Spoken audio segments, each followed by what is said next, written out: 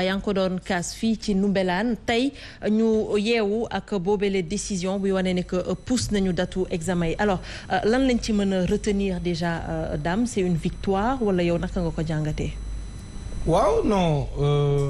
man mënu ma ko tuddee victoire parce que dafa am mbir moo xam ne buñ ko nit ñi fàtte. naam Sanoussi li mu wax suivre naa ko keroog ci sortie boobu mu defoon si datu 1er juillet bi. man maag moom ma yemoon position que 1er juillet bi parewuñu même 29 bi sax pare du am mais day tane loolu c'est important ñu leeral ko Sénégalais yi parce que ndongo yi ñii di def ren examen ñoom ñoo nekkoon classe intermédiaire daaw muy ñi nekk CM2 ñoo nekkoon CM1 ñi nekk tey 3e ñoo nekkoon 4e toujours classe intermédiaire di nekk tey terminale ñoo nekkoon première léegi xale yooyu nekkoon classe intermédiaire daaw ci mbas mi bi mbas mi duggee Sénégal ba ni ñuy tëjee ñoom jàngiwuñ loolu c'est important nit ñi fàttali ko comme ñoom jàngiwuñ woon toog juróomi weer jàngiwuñ ba école di tëj jàngiwuñ ñoo noonu doon nañu wax seen i wax yi tappale naan ñu ngi def ay cours à distance te ku ne xam na ni Sénégal moom àggaguñ foofu cours à distance moom peut-être non dama lay wax rek li may wax ñi xam nañ ko kii xam na li may wax ay à part quelques écoles privées yu am moyen ak peut-être quelques écoles publiques yu doon góorgóorlu l'écrasante majorité des élèves daaw jànguñu dara doon toog seen kër yi ñu nekkoon ci classe intermédiaire yi ba école ubbee ñu tëbal leen classe mooy jànguñu te passé nañ ñu ñëw démarrer cours yi ni leen dañ leen di rattrapel ñëpp xam nañ ne jafe-jafe day am toujours donc xale yooyu dañoo parewul d'accord comme parewul leen jàng doyul bu ñu defee examen bi le 1er juillet day gën a yées parce que jàng ñu lu mat ci waxtu xam-xam dañu war a def ñoom matul léegi nag buus nañ ko weer donc pour aller au 29 jàpp naa ne moo gën 1er juillet bi wax dëgg yàlla mais ñoom am na tamit ginnaaw certes position yi comme mbir bu sottee duñ mën a xam la ko waral waaye mënees naa wax ni ñu bëri yëkkat nañ seen kàddu Sanoussi mii wax na ni yëkkat na ci kàddu man mii def naa ko keneen def na ko mais nag am na lu ci xewit xale yi ci gouvernement scolaire yi dañoo def assemblée générale wax ni 1er juillet bi dañ koy boycotter suñ ko organiser dañ koy boycotter loolu bañ ko waxee am na lu mu def ci bopp ministre bi xam na ni su xale yi boycotter musiba dina ko dal bu ñu fi organiser woon bac 1er jour ba xale yi boycotter ko à l'échelle nationale te loolu la xale yi wax à travers ki nga xam mooy seen porte-parole di le président des gouvernements scolaires du Sénégal nekk au lycée Limamoulaye donc loolu jàpp naa ni bokk na ci pañe bi dem nañ daal ba gis ni du dem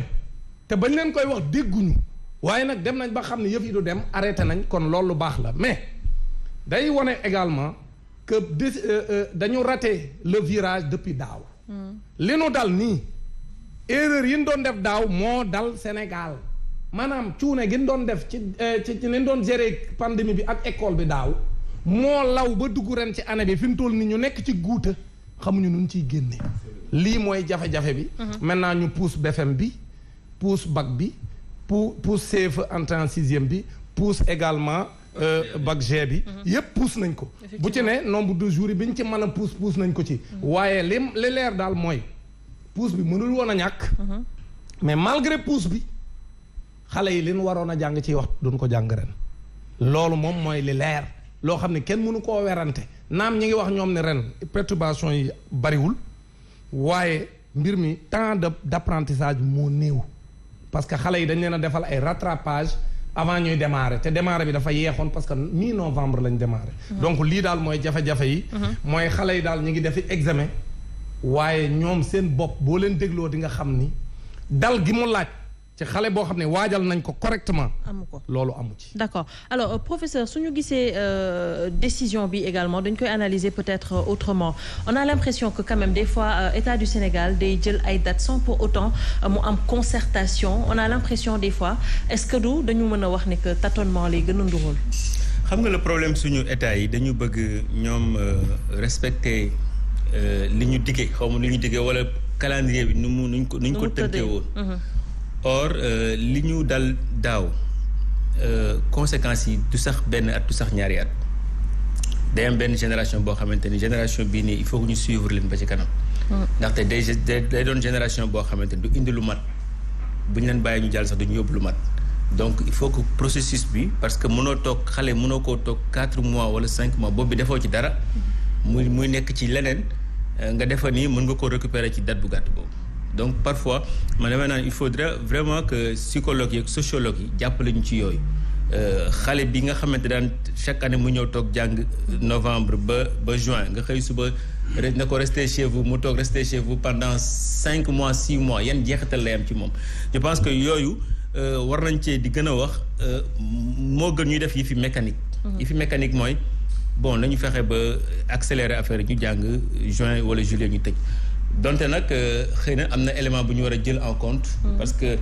c'est vrai que boo nekkee dans les capitales régionales da ngay am benn looy fàtte ci àll bi nga xamante ni taw beeg nawet beeg inaccessibilité bi. xëy na loolu dina tax état yi tamit surtout zone sud bi. di jël yenn yoo xamante ni day protéger xale yi ci école bi. parce que am na xale yoo xamante ni bu taw bi jotee mën nañoo bàyyi école dem bay te yooyu tamit bon xam na ay équilibre yu xaw a métti la mais je pense que. état bi lu mu ci def nii bu dee déglu na xale yi rek pour man loolu am solo nit daal boo koy gouverner da nga koy déglu. di xool li baax ngay jéem a mettre ay stratégie pour waaw di réajuster ba jàppale. alors professeur moo doon gestion participative boobu ñu doon wax ni que peut-être des fois état du Sénégal daf ko war a taxawee. waaw dafa manqué ci lu bëri tey seetaan na journal Sen TV. ñu ciy wax ci affaire pharmacien yi. c'est-à-dire que on a l'impression que ñi ñuy gouverner comme ni ma ko waxee dañuy am ay habitudes di jël ay décisions solitaires. te dañuy fàtte ni aristocratie boo xam ne nii c'est une aristocratie trop élevée loolu dafay yàq réew. parce que dafa am loo xam ne nii ku ko bëggoon a xam ci plateau Sen TV bi nii il faut nga ñëw ñu invité la ci.